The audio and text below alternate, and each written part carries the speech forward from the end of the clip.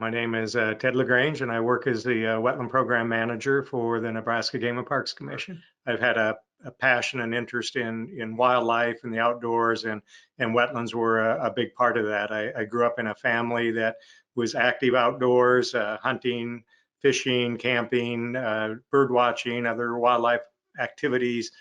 We had a cabin out along a river in Iowa where I grew up. And so just from the very earliest stages of my life, I've had a passion for wildlife, and wetlands were a huge part of that. Wetlands have always drawn me in. They just are this amazing diversity and abundance of life. And with all that life that they provide, they are just amazing areas to explore as a child.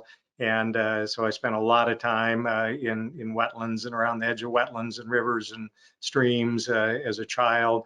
And then that just followed me through my life to this point.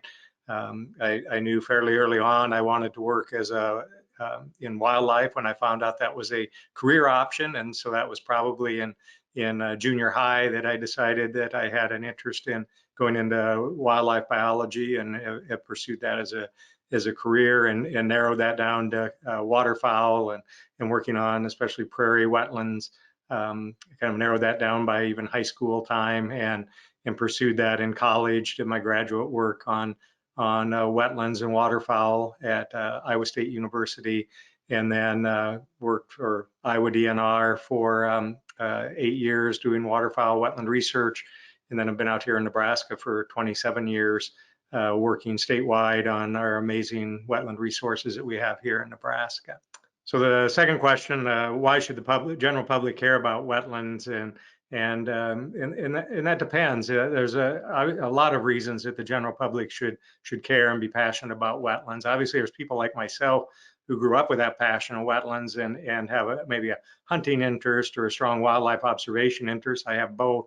And so there are people who are drawn directly to wetlands and use the direct benefits that those wetlands provide. Again, they have tremendous wildlife diversity and abundance, and support a large number of endangered and threatened species. So they're very important from a fish and wildlife perspective. But some of the public doesn't have an interest necessarily in maybe outdoor recreation.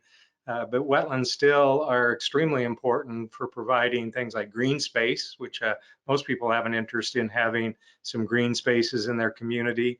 And even for those people who maybe that's not a extremely important component of what they're interested in, they still need to have an interest in the benefits that wetlands provide, because wetlands are amazing at doing things like filtering water so we have clean water. It's kind of amazing out of a muddy, sometimes wetland full of life, that the water quality actually improves as it passes through a wetland, but it does. There have been a number of studies that have documented that. So pollutants are filtered out as water passes through the wetland. So if we care about clean water, which I think everybody does, wetlands are extremely important for providing clean water. If we care about protecting our homes from flooding, wetlands are important for flood protection, flood water storage, conveyance, so the water has a place to go. So those wetlands and associated floodplains are extremely important for all of us who live in an area that could be threatened by flooding, and could be impacted by that. And finally, not only do we rely on high quality of water, we also need a quantity of drinking water. And wetlands in many places provide an important role in providing for groundwater recharge.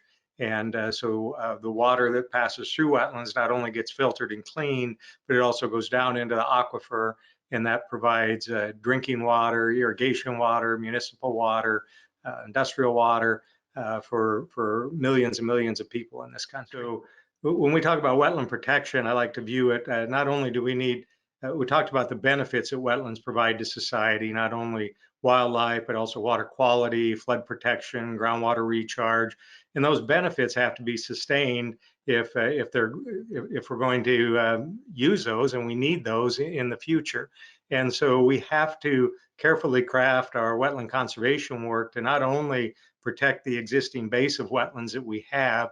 In some places we have in this country, we have and even in the state of Nebraska, we have tremendous abundance of wetlands yet that are quite intact. And so that base needs to be protected into the future and for the benefits that those wetlands provide. But in many places, certainly I grew up in Iowa and in parts of Nebraska where we have a lot of agriculture and urban development issues. So we've lost a lot of wetlands. And in those landscapes and those places to bring those services back that wetlands provide, we have to have active restoration programs to bring those wetlands back and to provide those services into the future. And so we have an active restoration program here in Nebraska, both on public lands, but also we work closely with private landowners, farmers, ranchers, acreage owners who have land that may have a wetland that's degraded or drained, and they have an interest in protecting and restoring that wetland. And so we work with them on a voluntary basis to bring wetlands back onto their property. Not only does that benefit them, they have an interest in doing that, obviously, but it also benefits society as a whole for those benefits that we talked about that wetlands provide.